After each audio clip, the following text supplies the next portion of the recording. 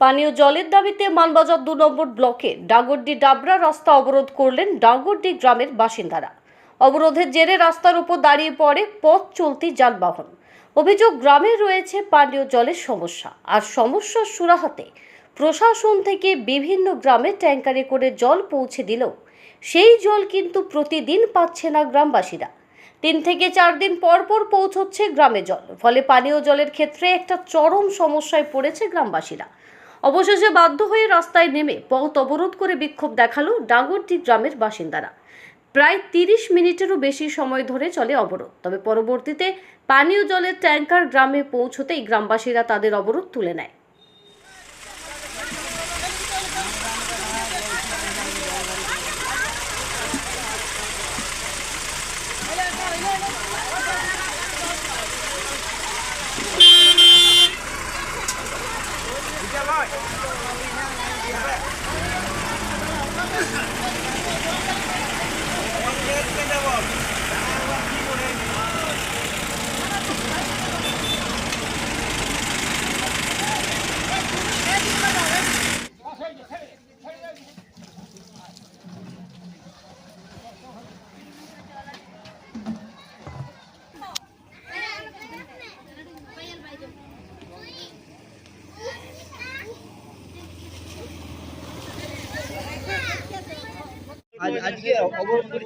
হ্যাঁ, আজকে অবরোধ করেছিলাম, আমরা জল পাই নাই সেজন্য, কিন্তু আমরা এই অবরোধের পর থেকে জলটা পেয়েছি।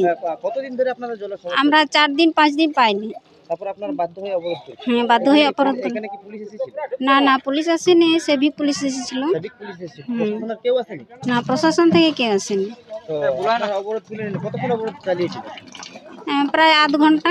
আধ ঘন্টা। তারপর অবরোধ তুলে নিলেন, কোনো আশ্বাস পেয়েছেন? হ্যাঁ, জলের আশ্বাস পেয়েছি, তাই অবরোধটা তুলেছি।